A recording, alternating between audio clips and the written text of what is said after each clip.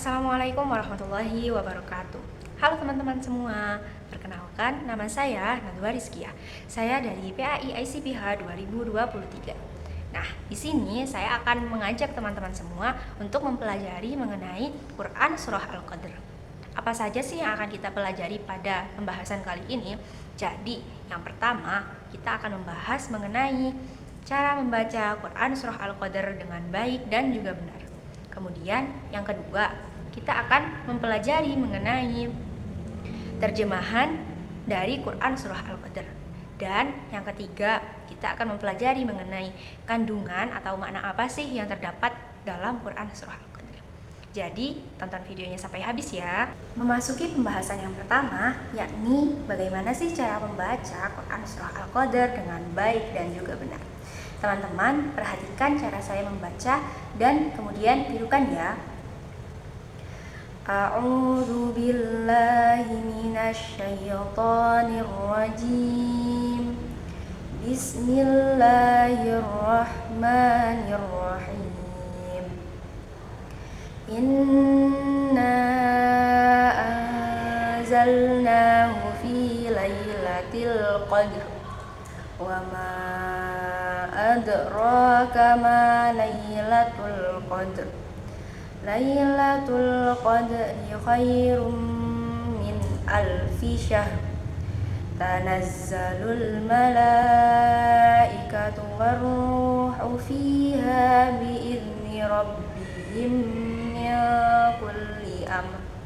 Salamun hiya hatta matla'il fajr. Shadaqallahul adzim. Setelah mempelajari bagaimana cara membaca Quran Surah Al-Qadr dengan baik dan benar, diharapkan teman-teman semua bisa mempraktikkannya juga di rumahnya masing-masing ataupun di sekolah dengan teman sebangkunya.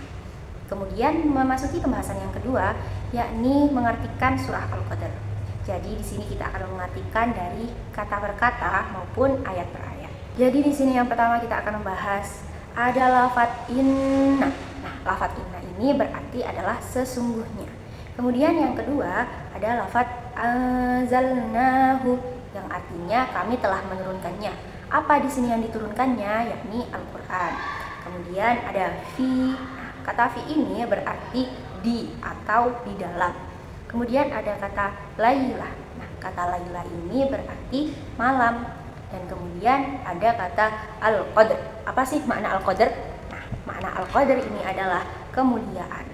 Kemudian ada juga kata wama yang memiliki arti dan apakah.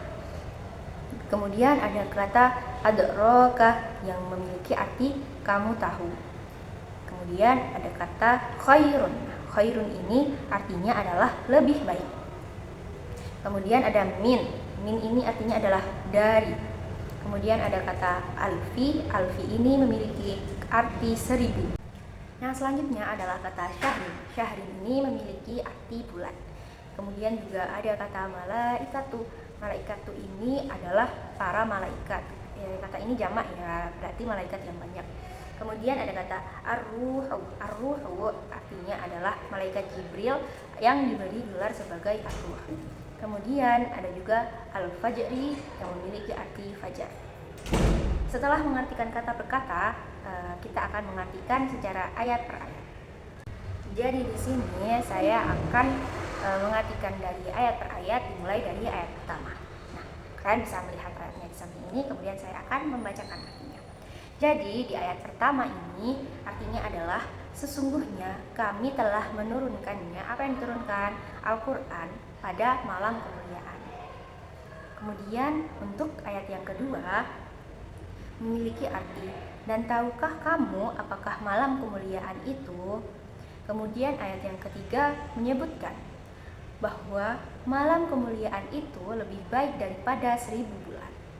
Nah, kemudian pada ayat keempat dijelaskan juga, pada malam itu turun malaikat dan ruh dengan izin Tuhannya untuk mengatur semua urusan yang terdapat di dunia.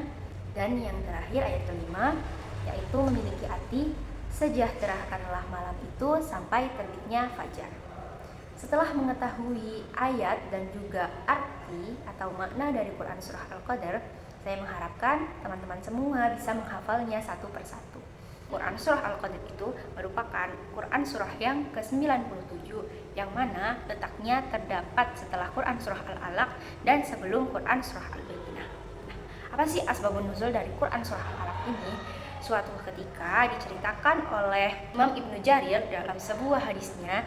Nah, beliau menceritakan bahwasannya zaman dahulu itu terdapat orang-orang Bani Israel yang mana diantaranya merupakan seorang laki-laki. Nah, seorang laki-laki ini pada setiap malamnya beliau itu selalu beribadah, kemudian pada siang harinya beliau ini selalu berijtihad melawan musuh-musuh Allah Subhanahu wa taala. Beliau lakukan itu selama 1000 bulan secara terus-menerus. Jadi sangat lama sekali jangka waktunya. Nah, hal ini membuat kaum muslimin merasa takjub. Kemudian Allah Subhanahu wa taala menurunkan surah Al-Qadr yang menegaskan kepada kaum muslimin bahwasannya beramal saleh pada malam Lailatul Qadar itu pahalanya jauh lebih baik dan juga lebih besar daripada amalan yang telah dilakukan selama 1000 bulan oleh seorang laki-laki dari Bani Israel tersebut.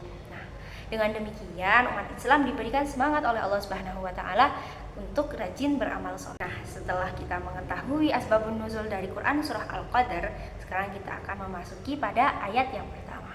Nah, pada ayat yang pertama ini Allah Subhanahu wa taala menjelaskan bahwa beliau menurunkan Al-Quran ini dari Lauh Mahfuz kepada langit dunia pada malam Lailatul Qadar, yang mana Al-Quran ini sebagai petunjuk bagi umat manusia agar terhindar dari kesesatan. Kemudian pada ayat kedua dan ketiga ini menjelaskan mengenai kemuliaan yang terdapat pada malam Lailatul Qadar. Pada ayat 2 itu berisi pertanyaan Allah Subhanahu wa taala yang ditujukan kepada Nabi Muhammad SAW. Jadi pertanyaannya adalah, apa sih malam kemuliaan itu?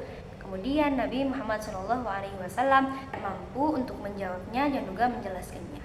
Maka Allah Subhanahu wa taala menjelaskannya pada ayat yang ketiga. Beliau menyebutkan bahwasannya malam kemuliaan itu merupakan malam yang lebih baik daripada malam 1000 bulan. Dari ayat kedua dan juga ketiga tersebut mengisyaratkan bahwasannya beribadah pada malam Lailatul Qadar itu pahalanya sangat besar, melebihi pahala ketika kita beribadah pada jangka waktu 1000 bulan. Ketika kita mendapati malam Lailatul Qadar, hendaklah kita berzikir dan beribadah kepada Allah dengan sungguh-sungguh. Kemudian apakah diperbolehkan ketika kita sudah beribadah di malam Lailatul Qadar yang pahalanya setara dengan beribadah pada 1000 bulan, kita boleh meninggalkan ibadah yang lain, ibadah sehari-hari kita? Itu tidak boleh ya.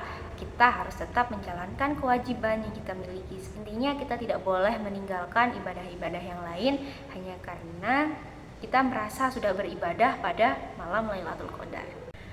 Pada ayat keempat dan juga kelima, di sini masih disebutkan keutamaan dari malam Lailatul Qadar. Ayat keempat, Allah mengutus para malaikat dan juga malaikat Jibril turun ke bumi untuk mengatur segala urusan.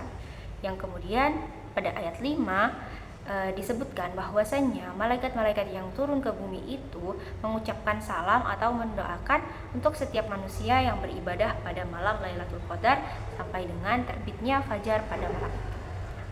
Alangkah dahsyatnya bukan keutamaan dari malam Lailatul Qadar sampai diturunkannya Quran Surah Al-Qadar ini.